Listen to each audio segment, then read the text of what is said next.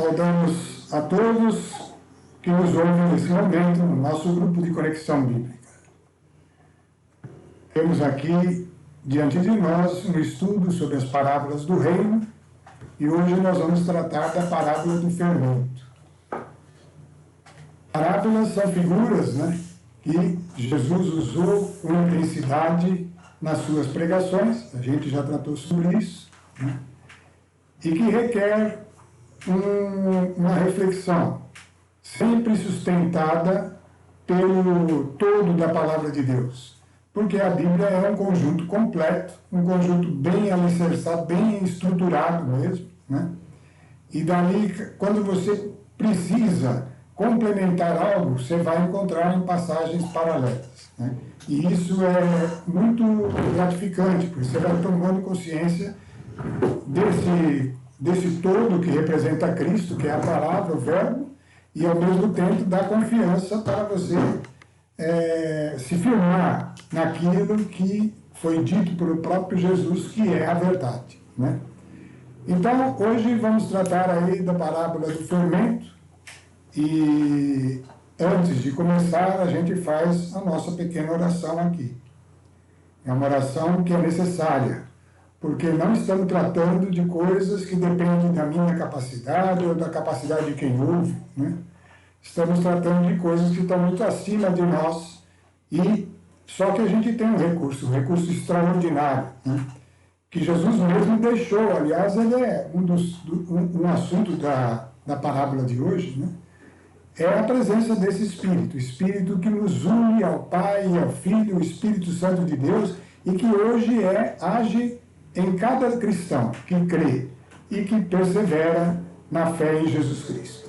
Então, pedindo ao Espírito Santo, nos colocamos na presença dele em nome do Pai, do Filho e do Espírito Santo, clamando que ele nos venha em nosso socorro, nos traga provisão para este tema, Senhor, e que o Espírito possa falar por mim e possa também tocar os corações daqueles que ouvem e abrir os ouvidos para que a palavra entre e produza a vida que só ela contém, a vida que se estende para a eternidade. Amém. Bom, vamos lá. Tratar aqui a parábola do fermento, Está lá em Mateus 13, 33 a 35, e tem paralelamente em Lucas 12, de 12 a 20. A passagem de Lucas, ela é totalmente similar a essa passagem de Mateus que está na tela, É totalmente similar, pode mudar uma ou outra palavrinha, mas o conjunto é o mesmo, E em Lucas não tem a segunda parte, mas nós vamos agora tratar da primeira parte, que é, como falei, bastante similar nos dois evangelhos, de Mateus e de Lucas. Então vamos ver o que diz a parábola, porque esse é o nosso assunto de hoje. Uma parábola pequena, são aí um versículo só, E ele contém o seguinte: disse-lhes por fim esta outra parábola. O reino dos céus é comparado ao fermento, que uma mulher toma e mistura em 3 medidas de farinha, e que faz fermentar toda a massa. Seguindo aquele critério que a gente tem adotado para olhar para as parábolas, vamos pegar os pontos de destaque aí, todas elas tratam do reino dos céus, não se esqueçam, é um anúncio de um reino, todo cristão vive esse anúncio, E então a primeira palavra que chama atenção aí é o fermento, Fermento. Depois existe uma mulher que toma esse fermento, depois faz uma mistura em 3 medidas de farinha, e aí por último vai fermentar toda a massa. Então a gente vai procurando entender cada um desses pontos de destaque, E a gente vai começar não pelo fermento, que é o ponto principal, a parábola do fermento, esse é o nome dela, Mas nós vamos começar por essa mulher. Uma mulher comparada, é uma comparação com uma mulher que toma e mistura em 3 medidas de farinha. que toma o fermento e mistura em 3 medidas de farinha. Então vamos tratar desse assunto. Aqui está na próxima tela, uma mulher, né? A gente pode pensar a primeira vez, bom, uma mulher deve ser a igreja, né? A igreja não é a esposa de Cristo, então deve ser a igreja, deve ser essa mulher. E é óbvio que não é necessariamente as mulheres da igreja, é o cristão em geral, homem ou mulher, é a esposa de Cristo, né? Mas será que é isso mesmo? Refletindo sobre a parábola, e vocês vão perceber, na hora que vai desenvolvendo, a gente vai ver que o mais provável, que trata-se mais propriamente, conforme está escrito aí, essa uma mulher trata-se mais propriamente de uma comparação. Ou seja, ele pegou uma comparação, como é típico de parábola, pegar algo que acontece na natureza ou na vida humana normal e trazer como figura para entendimento de algo espiritual, né? Indo por esse caminho, trata-se mais propriamente de uma comparação, ou seja, aquilo que uma mulher, qualquer mulher aí experiente em preparar uma massa, faz para aperfeiçoar a dispersão do fermento. A ideia, quando você vai fazer uma massa, é que o fermento esteja perfeitamente disperso dentro da massa. Se ele estiver bem disperso, ela vai crescer uniformemente, a consistência vai ficar igual em todas as partes, depois de assado, do tratamento que vai ser dado à massa, né? Então, o importante é que ele esteja disperso perfeitamente, homogeneamente em toda a farinha, né? Então, uma mulher experiente, preparar uma massa, faz para aperfeiçoar a dispersão do fermento em toda a farinha. Então, dá a impressão que é isso que ele está chamando a atenção. Separa uma parcela menor de farinha, que no caso ele chamou de 3 medidas. Então, vamos dizer que você tem uma massa muito grande, vai usar 1 quilo de farinha. Ele pegou 3 xícaras, né? Ou 3 colheres, sei lá. Eu estou dando... não é uma figura culinária aqui correta, mas eu estou dando um exemplo. Ele pega 3 medidas. Vamos dizer que fosse 3 xícaras de farinha. Ele pega do todo, que é uma massa maior, né? Que vai ser feita, pega do todo 3 medidas e incorpora nessas 3 medidas o fermento. Por quê? Porque nessas 3 medidas ela mistura muito mais rapidamente, consegue mexer bastante, sacudir para lá para cá, de modo que o fermento fica homogêneo. Agora já o fermento, que era uma medida pequenininha, diante de uma massa muito grande, ia ser muito difícil de espalhar uniformemente, agora com uma medida mais proporcional ao total da massa, ele se espalha melhor, né? Então, é uma maneira, incorpora o fermento, né, nessas 3 medidas, e depois adiciona essa porção no restante da farinha, facilitando a distribuição do fermento em toda a massa. Então, aqui está entendido essa primeira parte. É semelhante a isso. Por que veio, então, em 3 medidas? Você já vai ver. Por que algo veio em 3 medidas? Né? Porque ele tinha o propósito de atingir uma meta muito grande e foi ideal que se fizesse nessas 3 porções. Vamos ver, então, a próxima tela. A farinha. A farinha dá para deduzir rapidamente. Lembra? Nós já fizemos uma parábola do grão do trigo e do joio do trigo. Para fazer farinha é com trigo, tá, pessoal?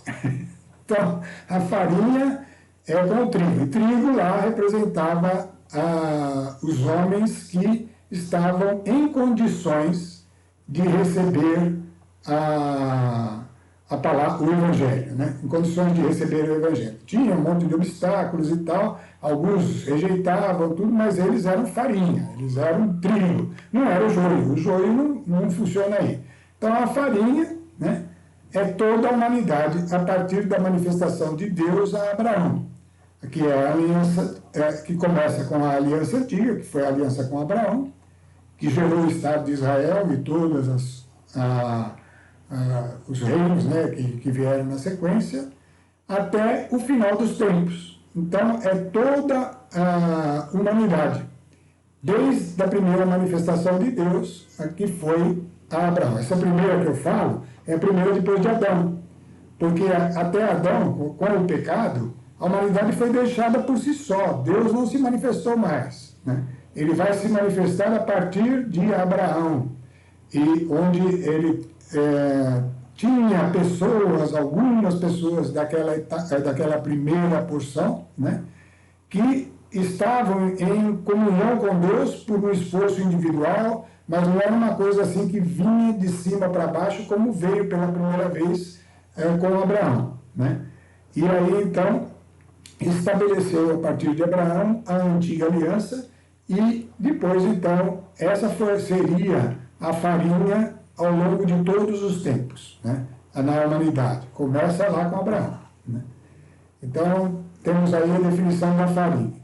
Então, estamos entendendo. Primeiro, a mistura tem que ser feita em 3 medidas e a farinha é a humanidade toda, a partir da revelação de Deus, depois de Adão. Vamos lá para outra tela, né? O fermento. O fermento, a gente pode pensar que a conversão, alguma coisa tem, ela realmente está relacionada à conversão. Mas o fermento em si, nós vamos notar que ele consiste na justiça de Deus. E aí precisa entender o que é justiça. A gente tem que ter uma noção do que é justiça. Justiça não é simplesmente algo que é certo. Isso tem muitas coisas, né? A justiça de Deus é igual à vontade revelada de Deus. É a vontade de Deus que está revelada, essa é a justiça de Deus, né? Como nós falamos, todas as parábolas que Jesus deixou foram divididas aí em um grupo menor, que não eram parábolas do reino, mas a grande maioria eram parábolas do reino. E em todos os reinos, se é um reino que tem um rei com toda a autonomia, como eram os primeiros reinos sobre a terra, né? Num reino, a justiça sempre será a vontade do rei. Não tem jeito. Ou a justiça é a vontade do rei, ou você não está no reino, certo? Porque se você está no reino e não cumpre a vontade do rei, certamente você seria excluído do reino de alguma forma, né? Se fosse um rei cruel, poderia te eliminar. Se fosse um rei mais moderado, poderia te mandar embora. Porque você não atende à vontade do rei. A vontade do rei tem que ser absoluta, ou não é rei, ou não é rei, tá? Em todos os reinos, a justiça é a vontade do rei. E a justiça de Deus é a vontade de Deus revelada, tá? Então, o fermento é isso. Esse fermento tem que chegar a nós. A vontade de Deus revelada tem que chegar à humanidade. Então, nós vamos ver como é que Deus preparou isso, né? Portanto, no reino dos céus, a justiça é a vontade de Deus. Não é a justiça que a gente entende do mundo, as coisas que a gente acha que é certo e errado, como eu estava dizendo, mas para nós, que somos os convertidos, a revelação do Evangelho do Reino. A revelação do Evangelho do Reino, o que o Evangelho do Reino traz é a vontade de Deus. Lembrando que as cartas deixam claramente, a vontade de Deus é o que é bom, o que é perfeito, né? O que é agradável e perfeito. Bom, agradável e perfeito. Essa é a justiça, é a vontade de Deus, né? Então, é a revelação do Evangelho do Reino do Céu. O fermento, portanto, é um agente de transformação. Agora vamos evoluindo no conceito de fermento. O fermento faz isso na massa também, dá uma transformada nela, né? É um agente de transformação que nos capacita a viver a justiça do Reino dos Céus, tá? E por isso que ele tem que espalhar homogeneamente na massa para dar o resultado final que se espera, né? É um agente de transformação. É transformado aquele que acolhe o fermento. Começa um processo de transformação aquele que acolhe o fermento. Então, o fermento é a justiça de Deus. Nós vamos ver que isso vai ser comprovado por outros textos da palavra.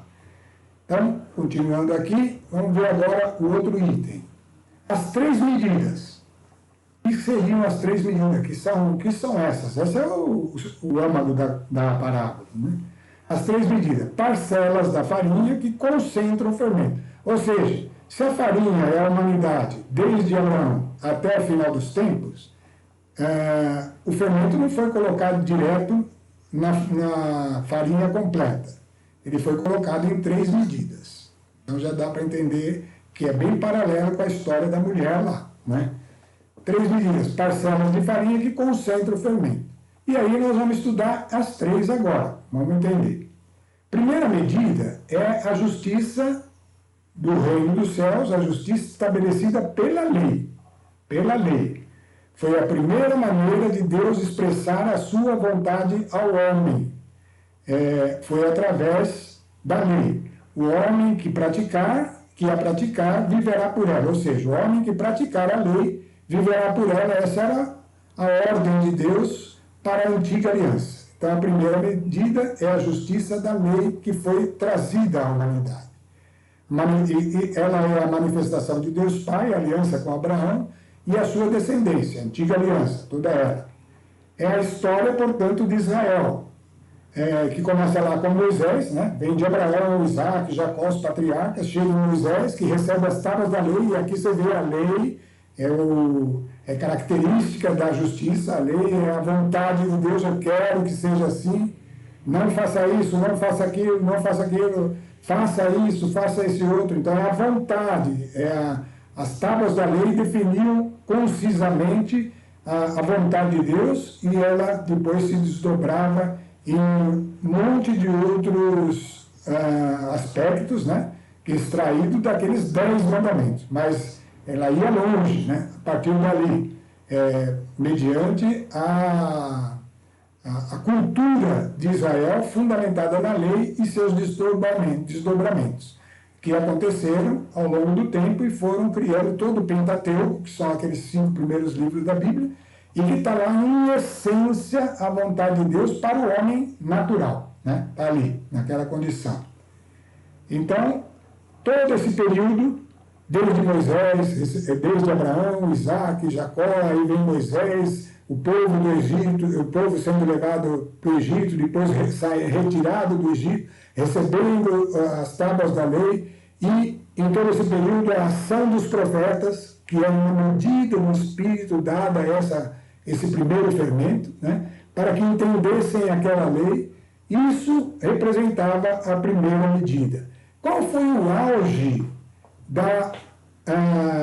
dessa dispersão do fermento para essa primeira medida, que é a descendência de Abraão? A primeira medida de farinha é a descendência de Abraão, né?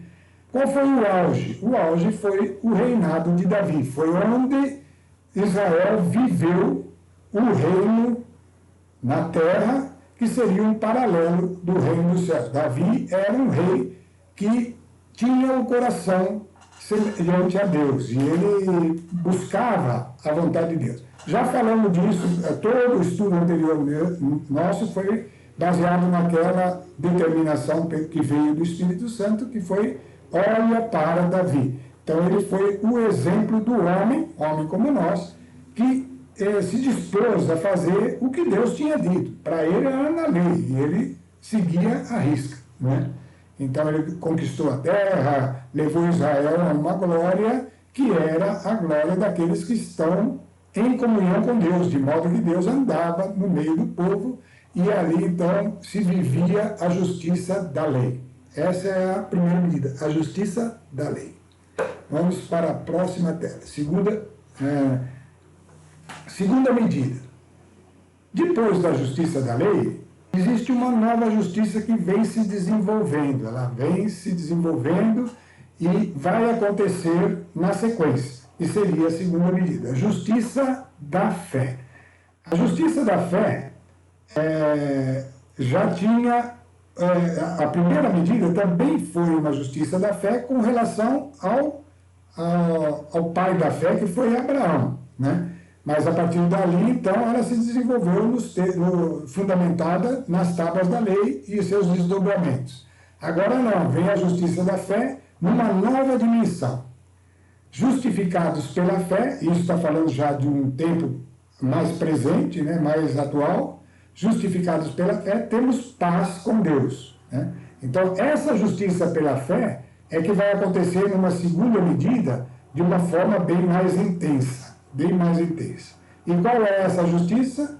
É a manifestação de Deus Filho, a nova e eterna aliança. Então, a primeira medida, a manifestação de Deus Pai, desde Abraão até o fim do reino de Israel, a deportação de Israel. Então, a primeira medida. Depois que Israel retorna, então vem a segunda medida, agora não é mais manifestação de Deus Pai, manifestação de Deus Filho, que vai revelar a justiça da fé. E essa é a nova e eterna aliança. Bem com o nascimento de Jesus como Filho do homem, as instruções aos 12 apóstolos, então olha como que a lei começa a ser passada, uma nova lei. A lei perfeita da liberdade começa a ser tratada junto com os apóstolos. E ele envia esses apóstolos a espalhar essa boa nova. Mas não é a mesma farinha? Não é a mesma farinha. Porque a velha farinha já fermentada não se enquadrava bem com com o novo fermento. E por isso a ordem de Jesus, para aqueles que tinham sido chamados, que eram os 12 apóstolos, a segui-lo, e esses 12 apóstolos recebiam aquelas orientações, e quando Jesus os enviou para espalhar esse fermento, ele falou claramente, né? Quando ele enviou espalhar essa boa nova, o Evangelho do Reino, e antes as ovelhas perdidas da casa de Israel. Ainda não era para os gentios, ainda não era para os pagãos, era só para os judeus, mas agora uma segunda remessa de pessoas, aquelas que estavam lá em Israel, mas que já não tinham aquela influência a qual chegou Israel após o auge do reinado de Davi. E nós vamos ver que houve uma deterioração, né, um esfriamento, até que então veio Jesus, e quando ele veio, ele foi enviado às ovelhas perdidas da casa de Israel.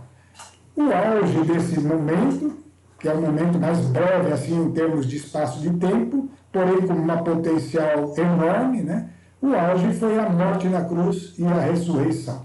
Nós vamos ler alguns textos sobre isso, para ficar mais claro, né? Então vamos lá, Mateus 3, 14 e 15, depois Mateus 10, de 5 a 10. Vamos lá. Mateus 3, 14 e 15. João recusava-se a batizar Jesus. Sabe quem é esse João que está na tela aí? Mateus 3, 14 a 15. É João Batista. Ele apareceu para anunciar essa medida aí, certo? Que até lá era a lei, eram os fariseus, tal. Ele teve uma apostasia que aconteceu entre o auge da primeira medida e o início da segunda, um afastamento, né? Mas João Batista foi enviado assim como precursor, e ele, quando ele viu Jesus, ele se recusava a ser batizado por ele. Ele falou: eu devo ser batizado por ti, e tu vês a mim? Mas Jesus lhe respondeu: deixa por agora, pois convém que cumpramos a justiça completa. Então João cedeu e batizou Jesus. Ali Jesus começou a cumprir a justiça da segunda medida, a justiça da fé. Ele vai se fazer como um pecador, desde o momento de ser batizado por João Batista, que era um batismo de arrependimento, e vai continuar todo o seu processo até ele espalhar essa nova justiça que é fundamentada na fé. Mas fé em quem? Fé no Filho, em Jesus Cristo. Então está aí a segunda medida. Vamos ler alguns textos. Justificação da fé. A segunda medida, ela traz essa justiça que diz o seguinte: aquilo que nós já lemos, justificados pela fé, temos paz com Deus, né? Então agora não é mais pelo praticar, lembra? Primeira medida, o homem que a praticar viverá por ela. Aqui não, é pela fé. O homem que crer terá a paz com Deus, terá a comunhão com Deus. Mateus 10, de 5 a 10, vai dizer: não são os 12 que Jesus, estes são os 12 que Jesus enviou em missão, após lhes ter dado as seguintes instruções. Então está falando dos 12 apóstolos, o texto, né, completo, está lendo só uma parte. Está falando dos 12 apóstolos e está dizendo o seguinte, que Jesus os enviou após ter dado as seguintes instruções. Então olha como esse fermento começa a ser espalhado, né? Não ireis ao meio dos gentios, nem entrareis em Samaria. Aí ele repete aquela frase: e diante as ovelhas que se perderam da casa de Israel. Porque por onde andardes, anunciai o reino dos céus, está próximo. Curai os doentes, ressuscitai os mortos, purificai os leprosos, expulsai os demônios. Recebestes de graça dai.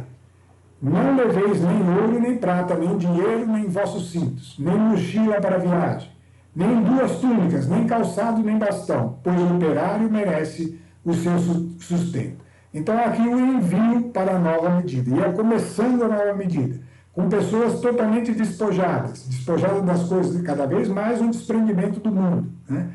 E a ponto de levar agora uma nova justiça que estaria fundamentada não na lei e na prática da lei, mas na fé, naquele que era o autor desta medida, que é Jesus Cristo.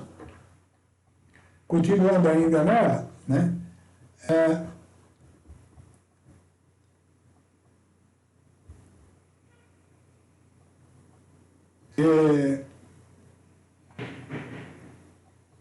A terceira medida justifica. Está faltando uma tela.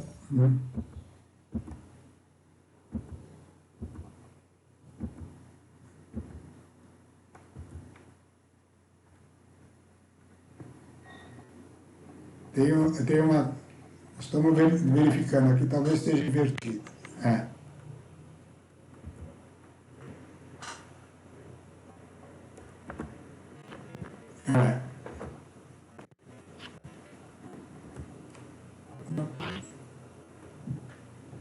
Mateus 13, 14 e 15, volta lá, por favor. Mateus 3, 14 e 15. Vamos ler aqui. 14 e 15. Então, aqui nós estamos dentro da segunda medida. Agora está com a tela correta na tela, corrigimos aqui o que acontecia. Vamos lá, Mateus 3, 14 e 15. Esse é o assunto que nós estávamos lendo. João recusava-se e então cedeu e batizou Jesus. Agora vamos continuar aqui. Mateus 10, 5 a 10. Ainda estamos tratando da segunda medida. Estamos dentro da segunda medida. Então ele enviou aqueles 12 em missão. E aí, por fim, vem agora a...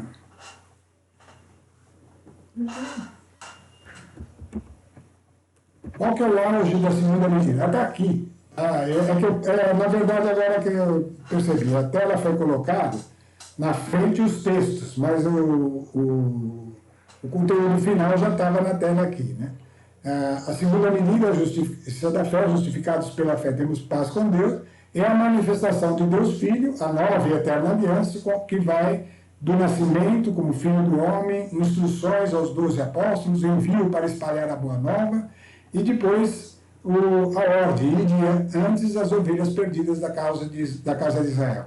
O auge da segunda medida, sem dúvida, aquilo que já falamos, é a morte na cruz e a ressurreição. Os textos pertinentes é que faltava ler. Vamos ler Mateus 3, 14 a 15, já lemos, e o próximo, o último, Mateus 10, de 5 a 10.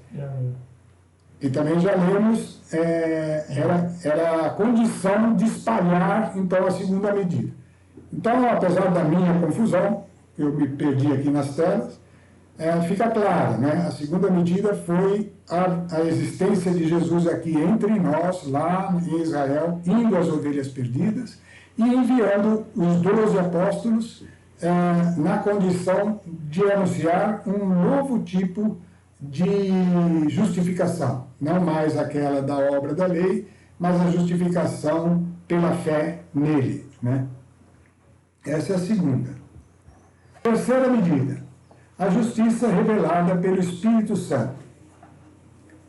E ela é fundamentada nessa frase: ele vos ensinará todas as coisas. Nós estamos vendo que, como o fermento é a justiça, precisa compreender, assim como Israel precisava compreender a lei na primeira medida, assim como os discípulos tiveram aquele convívio com Jesus em todo aquele tempo, para entender a nova condição, né? A nova condição que eles iam espalhar o evangelho da nova aliança, né? Agora, nós vamos ter, na terceira medida, um novo estágio que nos ajudará a entender a nova lei, né? A justiça revelada pelo Espírito Santo. Ele vos ensinará todas as coisas. Essa é a palavra-chave. O Espírito Santo que nos ensinará todas as coisas, né? A manifestação do Espírito Santo, Pentecostes, né? Envio dos apóstolos a todas as nações, né? Então, veja só, repassando, primeira medida, a lei vai até a deportação de Israel, e depois, então, quando Israel retorna, começa a segunda medida com a manifestação de Jesus lá em Israel. Ele estava dominado por Roma, mas começa a manifestação de Jesus, vai até a sua morte e ressurreição, e depois começa então uma terceira medida, que é a justiça revelada pelo Espírito Santo. Ele vos ensinará agora tudo, a nova vida, né? A manifestação do Espírito Santo acontece assim em Pentecostes, e a partir dali, pelo envio dos apóstolos e convertidos a todas as nações. Essa agora é as 3 medidas já prontas, lançadas sobre toda a massa. Lucas 24, 44 a 49 vai explicar essa parte aí. Então, depois lhes disse: isto é o que vos dizia quando ainda estava convosco. Jesus, nessa altura, ele já tinha ressuscitado. Era necessário que se cumprisse tudo de que de mim está escrito na lei de Moisés, nos profetas e nos salmos. Abriu-lhes então o Espírito para que compreendesse as Escrituras, dizendo: assim é que está escrito, e assim era necessário que Cristo padecesse, mas que ressurgisse dos mortos ao terceiro dia, e que em seu nome se pregasse a penitência e remissão dos pecados a todas as nações, começando por Jerusalém. Vós sois a testemunha de tudo isso. Eu vos mandarei o prometido de meu Pai. Entretanto, permanecei na cidade até que sejais revestidos da força do alto. Então, o prometido de meu Pai é o agente principal dessa terceira medida, que agora vai se espalhar por toda a humanidade, porque ele vai enviar aqueles que recebem a terceira medida a espalhar essa medida para a restante da humanidade, para os gentios e todos os demais, né? A manifestação do Espírito Santo em Pentecostes, envio dos apóstolos convertidos a todas as nações, né? O auge dessa medida quando foi? Foi a igreja primitiva, ministério do apóstolo Paulo, que foi o apóstolo enviado às nações. Ele é o agente principal dessa, enquanto Pedro ficou mais a espalhar essa mesma medida dentro de Israel mesmo, Paulo foi para outros países. Depois os outros apóstolos também foram, né? E todo o livro dos Atos dos Apóstolos, está lá o conteúdo, foi o auge, o momento de maior força e potência para essa terceira medida de fermento. Vamos ler esses textos abaixo aí, Atos 2, de 1 a 4. Chegou o dia em que ia ser lançado sobre a terra o terceira medida de fermento. Chegando o dia de Pentecostes, estavam todos reunidos no mesmo lugar. De repente veio do céu um ruído, como se soprasse um vento impetuoso, e encheu toda a casa onde estavam sentados. Apareceu-lhes então uma espécie de línguas de fogo, que se repartiam e pousavam sobre cada um deles. Ficaram todos cheios do Espírito Santo, ao agente da terceira medida, e começaram a falar em outras línguas, conforme o Espírito Santo lhes concedia que falasse. Esse texto é importante para nós, porque agora nós estamos vivendo as 3 medidas juntos, né? A gente já tem a Bíblia como um todo, que uma parte vai respaldando a outra, e isso a gente vai ver na segunda metade da parábola, vai mostrar bem claro. Uma parte vai respaldando a outra, vai dando esse contexto de todo, né? De todo perfeitamente coerente. Então, ficaram todos cheios e começaram a falar em outras línguas. Isso é uma coisa estranha, né? Esse outras línguas é o dom de línguas, é o primeiro dom do Espírito. E é justamente esse primeiro dom do Espírito que fica disponível para aquele que se converte. É uma coisa que hoje em dia está meio pouco difundida, mas que precisa ser intensificada, porque é o recurso principal para o cristão que vai começar a entender as coisas espirituais da nova e eterna aliança. Porque a oração em línguas é a oração que edifica o indivíduo, mesmo sem ele ter o conhecimento. Olha que coisa incrível! Mesmo sem ter o conhecimento, ela começa a preparar essa pessoa para, ao ler a palavra, ter a revelação. Porque quem ensina é o Espírito Santo. Mas a oração em línguas é essencial. Por que ela foi dada? Porque é uma coisa que é simples de se receber. É uma coisa que a gente tem que exercitar e talvez até fazer uma reflexão específica sobre isso, né? Porque é isso que começa a colocar a pessoa num relacionamento mais profundo com o Espírito Santo. E então, conforme o Espírito Santo lhes concedia que falassem, eles expressavam essas línguas, eles mesmos não entendiam, mas estavam falando coisas espirituais, em termos espirituais, como diz a Escritura. Então, vamos lá. A multidão dos fiéis era um só coração e uma só alma. Olha o que aconteceu com a explosão logo depois de Pentecoste. Começou a espalhar esse fermento de uma forma muito grande. Ninguém dizia que eram suas as coisas que possuíam, mas tudo entre eles era comum. Com grande coragem, os apóstolos davam testemunho da ressurreição de Jesus. Em todos eles era grande a graça. Nem havia entre eles nenhum necessitado, porque todos que possuíam terras ou casas vendiam-nas e traziam o preço do que tinham vendido e depositavam-no aos pés dos apóstolos. Repartia-se então a cada um deles conforme sua necessidade. Olha uma característica de intensidade da boa nova nos momentos iniciais que gerou a igreja, a primeira igreja que vai começar a espalhar o fermento para toda a farinha. Para toda a farinha. Essa era a igreja primitiva. Aquela igreja do Atos dos Apóstolos, a descrição dela é essa aí. Todo mundo com uma fé enorme, a ponto de não estar apoiado nas coisas do mundo, mas estar apoiado nessa certeza da presença de Deus no meio deles, né? Em Mateus 13, 34 a 35, vai dizer assim. Bom, aí então terminamos aqui a primeira parte da parábola, né? Voltando lá, aqui termina, nessa tela que está agora, termina a primeira parte da parábola, é a igreja primitiva que vai agir, né? E a partir daí, então, não é mais os apóstolos levando aquele fermento para as ovelhas perdidas e depois, então, sendo batizados pelo Espírito Santo, mas a partir desse momento começa a existir um novo agente, que é a igreja primitiva, né? Mateus, a segunda parte da parábola, né? Aí já terminamos com o fermento, né? Tudo isso disse Jesus à multidão em forma de parábola. Então nós estamos tratando da parábola em si. De outro modo não lhe falar, para que se cumprisse a profecia. Abrirei a boca para ensinar em parábolas, revelarei coisas ocultas desde a criação. E aí, no texto bíblico está lá, Salmo 77, 2, que é referência a essa frase de Jesus. Isso aqui quem falou foi Jesus mesmo. Tudo isso disse Jesus, a multidão em parábola. E de outro modo não falava, para que se cumprisse a profecia.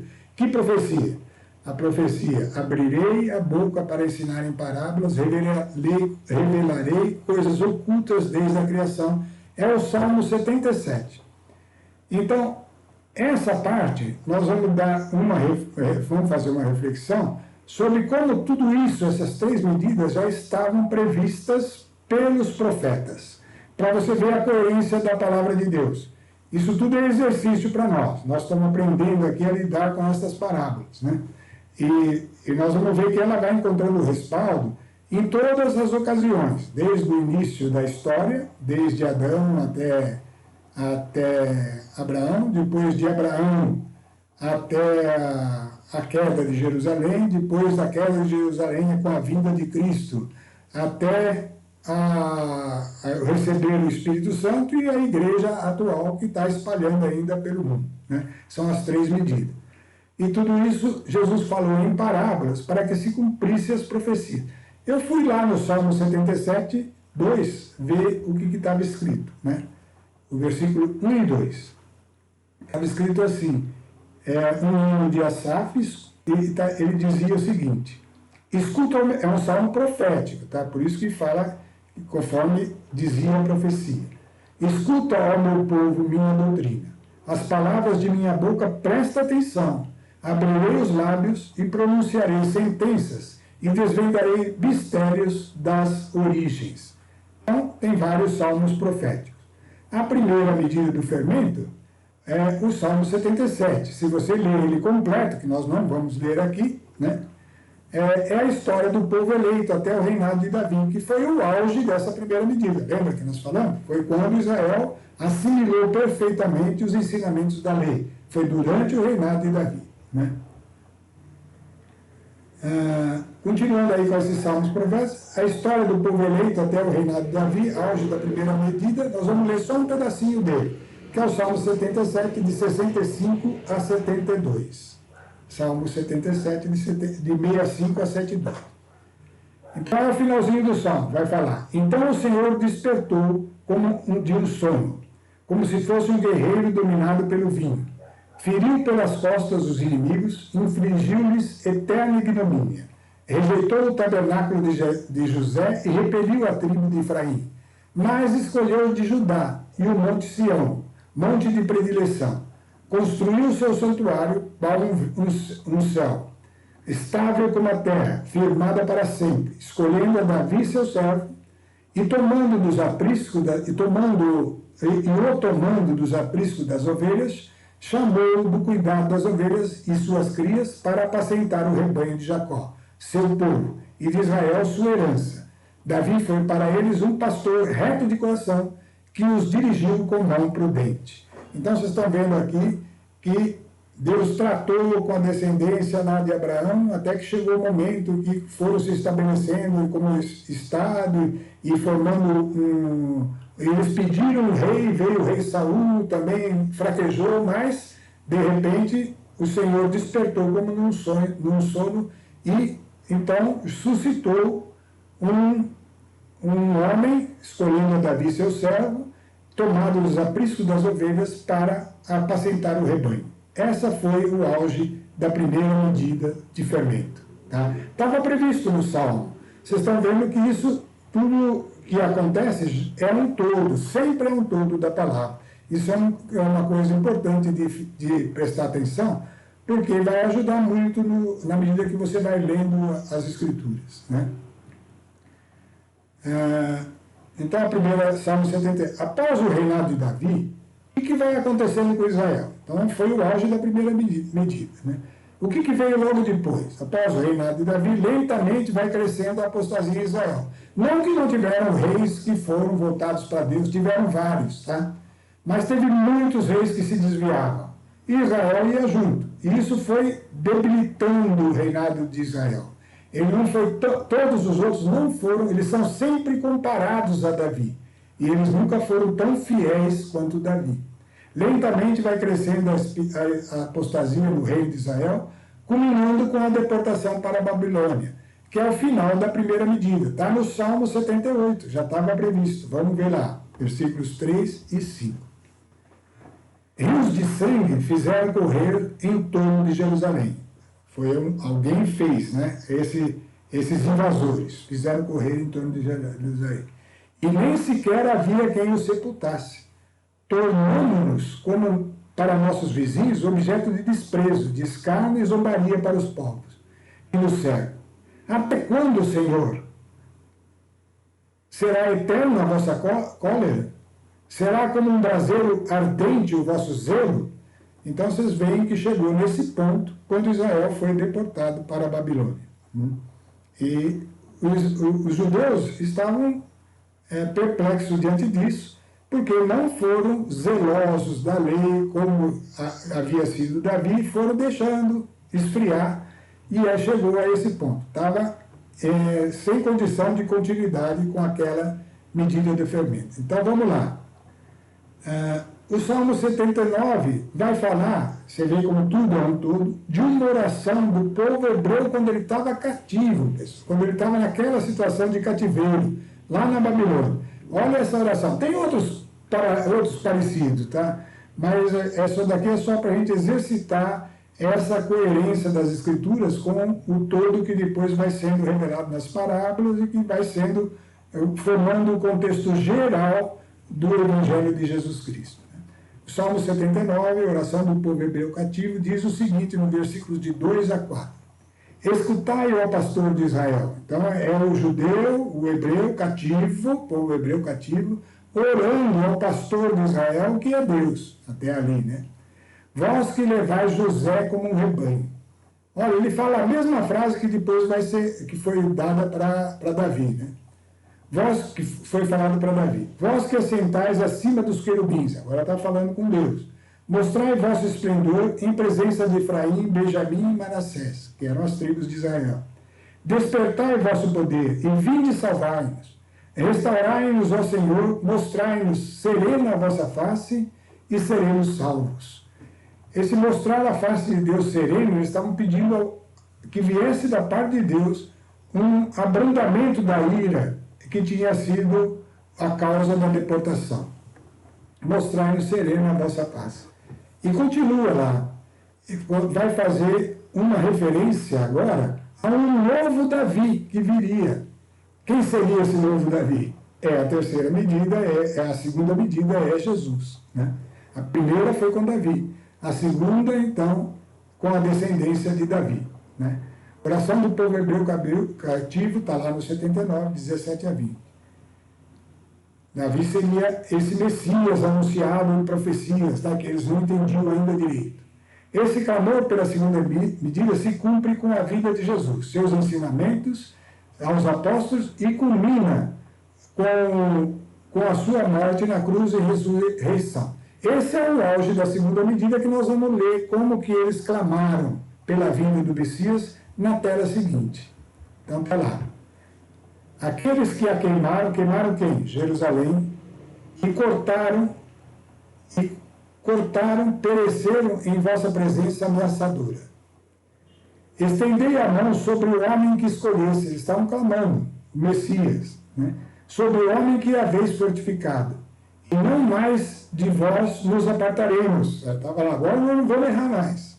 Conservai-nos a vida, e então vos louvaremos.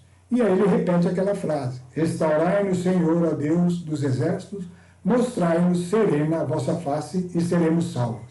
Quem foi a face serena de Deus no meio de Israel? Você já sabe, né? É Jesus Cristo, né? Então vamos lá.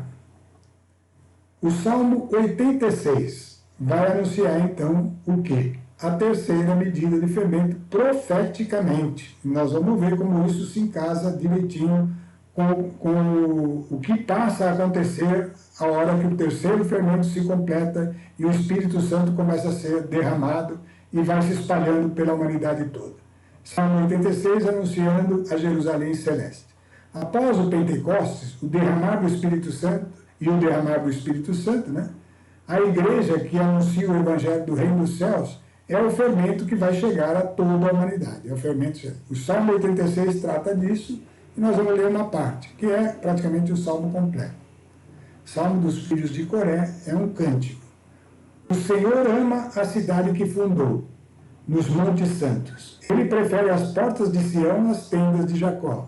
De ti se anuncia um glorioso destino, ó cidade de Deus. Ajuntarei Raabe e Babilônia. Ela está falando que vai juntar a Israel, Raabe e Babilônia. Babilônia era o reino que tinha dominado Israel e que tinha levado ele deportado, né? Ajuntarei Raabe e Babilônia aos que me honram. Eis a Filisteia. Os filisteus também tinham lutado contra Israel, né, o tempo todo, durante o período de apostasia. Em Tiro da Etiópia, a mesma coisa, reino que agressivo, né, que havia na região. Lá todos nasceram. Olha que fala, é uma frase. Esse salmo foi escrito muito antes de Jesus, no tempo de Davi, né? Então, um salmo profético. Lá todos nasceram. Está falando de uma nova Jerusalém onde todos nasceram. Será dito de Sião, um por um, todos esses homens nela nasceram. É o que acontece hoje na igreja. A gente tem que nascer de novo, não mais na condição que nós estamos, no lugar que nós vivemos, mas nascer no reino, nesse reino da Jerusalém celeste. Foi o próprio Altíssimo que a fundou. Portanto, não é a Jerusalém fundada pelos homens, mas pelo próprio Altíssimo. O Senhor escreverá então no registro dos povos. Aquele também nasceu em Sião. Por isso você, eu, todos nós que cremos, podemos agora dizer que nascemos lá em Sião. E cantarão entre danças, todas as minhas fontes se acham em ti. E aí se cumpre então a terceira medida, quando o evangelho começa a ser levado de uma forma diferente. Agora a pessoa morre para a velha natureza, pelo arrependimento e pela entrega, pela fé em Jesus Cristo, e renasce como um judeu, mas agora um judeu não mais preso às práticas da lei, mas conduzido pelo Espírito de Deus. Esse novo judeu é o cristão, aquele que nasceu de Cristo, né? Então estamos vendo aqui como as profecias são coerentes e elas mostram que tudo lá da origem já estava determinado, e por isso que Jesus fala que as parábolas são revelações de mistérios que estavam guardados desde a origem. Por essas 3 medidas de farinha pré-fermentadas que aconteceram, né, que nós tentamos explicar aqui, se espalha o fermento da salvação a toda a humanidade. Mas a gente alerta para um cuidado. Não existem outras medidas, tá, pessoal? Não existem. No sermão profético, Jesus deixou bem claro: eis que estáis prevenidos. Profético é falando do final dos tempos. Se, pois, vos disserem, vinde, ele está no deserto, não saiais. Ou ele está em casa, não o creais. Não existe outra medida. Não vai ser, porque como o relâmpago parte do Oriente e ilumina até o Ocidente, assim será a volta do Filho do Homem. Agora ele só vem definitivamente para colher aqueles que foram renovados e transformados pelas 3 medidas de fermento. E cada um de nós cabe a colher esse fermento. Onde houver o cadáver, aí se ajuntarão os abutres. Vamos entender essa frase? Não é o que você faz quando vai lá tomar a comunhão e bebe do sangue, come do corpo? E quem é o cadáver? É o próprio Cristo, se deixou morrer por nós e entregou: isto é o meu corpo, que será entregue por vós, fazer isto em memória de mim. Então, estar nesse contexto, mas tem que ser verdade, né? Tem que ser crescendo com o fermento cresce, precisa estar crescendo, então aí se cumpre todas as 3 medidas do fermento.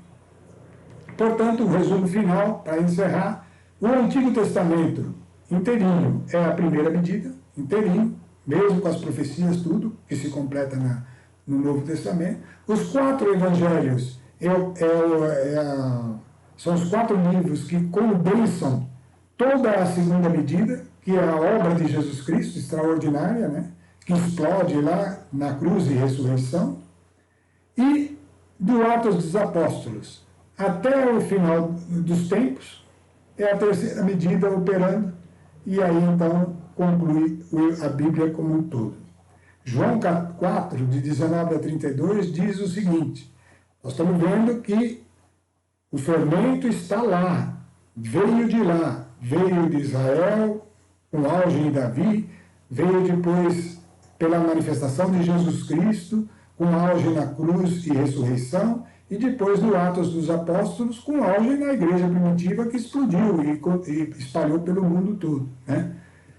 Mas olha só o que está escrito aqui. É uma passagem de Jesus, que ele conversando com a samaritana, né? Ele estava passando por Samaria. Samaria era uma daquelas ovelhas perdidas da casa de Israel, né? E o Senhor encontrou uma mulher e, conversando com ela, ela percebeu que Jesus tinha algo de especial e falou para Jesus: vejo que és profeta.